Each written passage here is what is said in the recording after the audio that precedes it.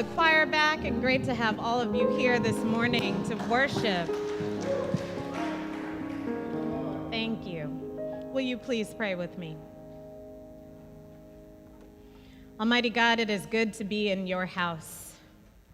It is good to be in the house of the Lord because it is time for a word of praise, a word of gratitude, a word of transformation.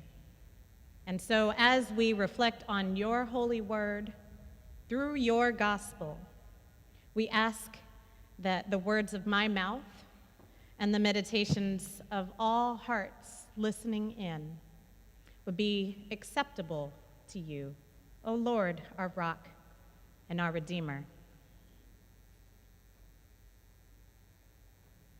So as Jesus was walking along, he picks up a child and he says, "Whoever wants to be first must be last of all and servant of all.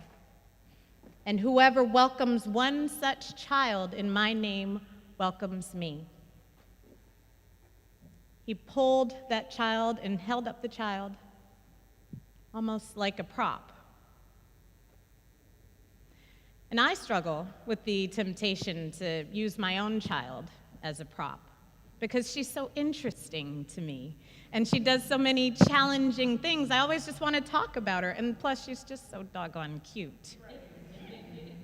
That I have to admit that I fight the urge to set up a running Instagram feed of all her cute little, fabulous little life and use it for every sermon illustration, as it may even seem that I'm doing right now. Let's see. And study after study shows that we face an epidemic of setting our children up as proxies for whatever we hadn't quite been able to achieve in our own lives.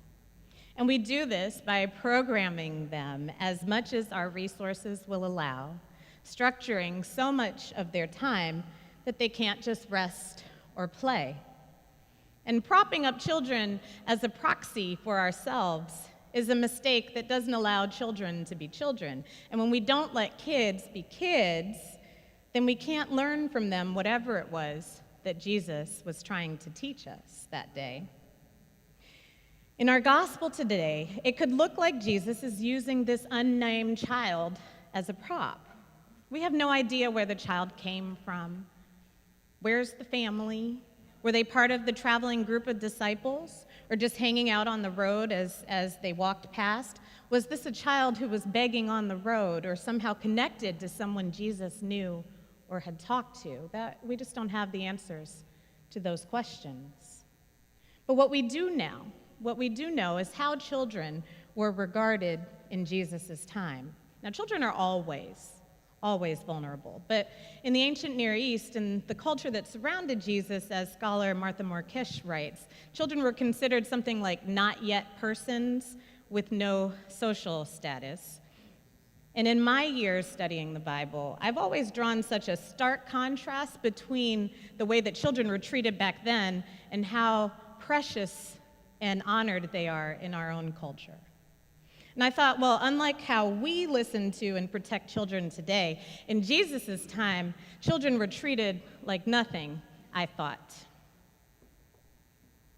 A few things have made me realize that we may not have diverged quite as nearly as I had thought.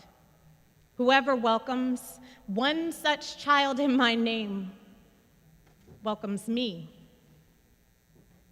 As I mentioned to you in the announcements, right now our church is hosting a grandmother and her adult daughter.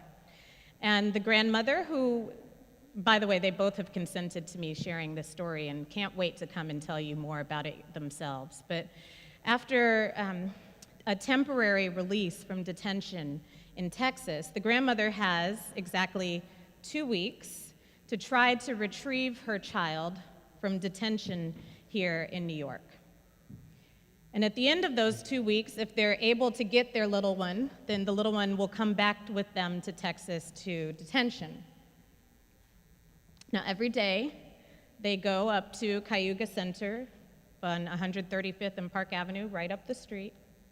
They try to find their child and advocate for the child's release. But the government has now given them the runaround. The federal government has given them the runaround about fingerprints and how long it'll take to get an appointment. And by the way, the government lost the fingerprints and won't let the NYPD take new ones. And they come up with every possible excuse not to reunify them. Now, the grandmother and the son crossed the border, I don't know exactly when, by foot, and were very quickly apprehended afterwards. And then pretty much immediately, the little boy was separated from his mama, his grandmother rather, and brought here to New York City, thousands of miles away. And since he's come, he's been on something of a 6-year-old hunger strike, refusing to eat. And it was because his health has deteriorated so much that the government agreed to let his grandmother out of detention for these 2 weeks to try to coax him to eat the food, though she has no guarantees that they'll be reunited afterwards. And this is what we're facing. This is this culture and this society we're claiming protects children and loves them, and we do this. It's not just stories. Family separation is still going on, jailing children or ripping them from their parents to the current number of over 12,000. This little boy, when they first saw him, they saw that his face had some bruises on it because apparently the older kids and the younger kids don't always get along in the overcrowded conditions they put him in. He's in a room the size of a closet in a bunk bed at night, and his grandmother and mother are getting 20-minute access to him with no ability to bring in a doctor. They refuse to let them have anyone independent review them. How are we protecting these children? So if you ever wonder where the heart of a nation lies, a wonderful question would be, how is it with the children? How is it with our children? How is it with the children even, go on the opposite side of that, with even our declared enemies' children? How much do we care about them? And the answer to these questions tells us everything about where our heart is, where our treasure is. And our faith can't be right and our hearts can't be settled if the children are not safe and fed and protected. When we were down in Puerto Rico a few months ago, trying to learn more about what is happening on the ground after Hurricane Maria, we visited with a number of women's shelters and organizations that tend to women and children, and they said, you know what, in Puerto Rico, poverty has the face of a woman and a child, because the most vulnerable people always wind up being hit hardest in situations such as tragedy. And a society that values and protects children does just that. Now, you might have seen that some of you may have seen that I've been on a bit of a media blitz over the past week in support of Christine Blasey Ford, who came forward to share her story of allegedly being assaulted as a teenager by another teenager. They were children. And I went to the same high school as Dr. Ford, and though she's a generation ahead of me, we don't know each other, but her story feels very familiar to me and to many of the alumni who have shared in our private groups. And as people are starting to share in deep gratitude for the power of what Tarana Burke and others started with the Me Too movement, it becomes clear that there's a way that these women, when they were children, and not just women, is a way that these people, when they were children, were not protected.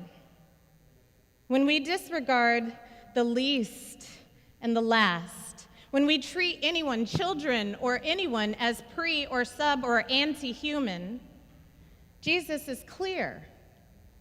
Mistreating anyone is mistreating Jesus himself. What we do to them, we are doing to God. Walking down the road to share a lesson, Jesus isn't treating this child as a prop. He is lifting up the child as the most important, the last in line, becoming first priority above ego and status and access to capital or papers or class. There are people in this church right now, people at the manse, down the street on Park Avenue even, across town, uptown, downtown, all over the boroughs, this county, this country, all over the world, who are facing life or death decisions, trying to swim against the tidal disregard for the lives of children. Or, as Jesus teaches us, this disregard for the life of God. This week, NPR aired a recording of Khaled Hosseini reading his latest book. And you may remember his novels like The Kite Runner about Afghanistan. But this is an illustrated book written in verse, children's book length. And it was inspired by the story of Alan Kurdi, the boy who so many of us, as Hosseini put it, felt bludgeoned to learn about as we saw the traumatic photos that showed his tragedy on the coast of Turkey. And I'm being vague about that story because I know we might have children present. If you don't remember it, I can tell you more about it later. And I'd like to read you a part of this story now, and you can see the images of the book there. Your mother is here tonight, Marwan, with us on this cold and moonlit beach, among the crying babies and the women worrying in tongues we don't speak. Afghans and Somalis and Iraqis and Eritreans and Syrians, all of us impatient for sunrise, all of us in dread of it, all of us in search of home. I've heard it said that we are the uninvited. We are the unwelcome. We should take our misfortune elsewhere.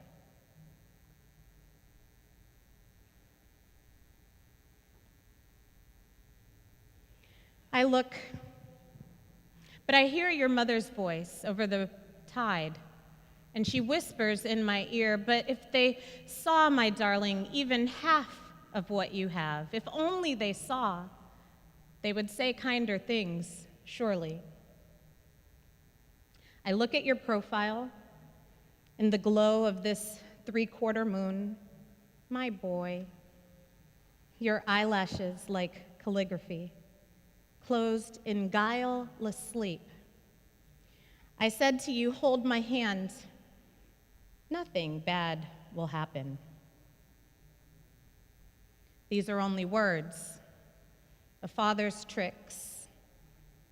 It slays your father, your faith in him, because all I can think tonight is how deep the sea and how vast, how indifferent, how powerless I am to protect you from it. All I can do is pray. Pray God steers the vessel true when the shores slip out of eyeshot and we are a fly speck in the heaving waters, pitching and tilting, easily swallowed. Because you are precious cargo, Marwan, the most precious there ever was. I pray the sea knows this. Inshallah. And here is what I believe, folks. I believe to be true about our God. And I learn it from exactly what Jesus says in this very gospel. There are people at some point who can and will have to say, all I can do is pray. When they come to the end of the rope, and the very last option and all they can think to do is to pray. And the good news and the promise of our God is that anyone who is in this place, God will hear those prayers. And while God is hearing them, and while God is doing everything to let them know that their prayers are heard, I believe, and I almost know, that God is displeased. Not with them, but because there's no reason that things like our wars, or our concept of border, or our sense of who deserves and who doesn't, there is no reason that anything should tear someone from safety. There's no excuse for children and other vulnerable people being made even more vulnerable by the disagreements of men. When life depends only on God, because we've stripped away all the other options, when the business of smugglers and the prison industrial pipeline and the toxicity of gaze and touch depend and get off on human suffering, then not only are we abusing them, we're abusing God. But if you're finding yourself the last or the least or the lost, if you've had a glimmer of what it was like to pray that God would steer the vessel that you, God's most precious cargo, find yourself on, not knowing whether you would make it through the night, if you have suffered and become vulnerable, know God's safety. Know there's a place somewhere in here that no one can touch. Nothing can shatter and nothing can break. And the forces of the world will work to make us the very last. But know that last is the very place of God. And never forget, safety, infinite, eternal safety is yours. But for God's sake, we have to make the immediate safe too. Jesus, forgive us. Do we know what we have done? Amen.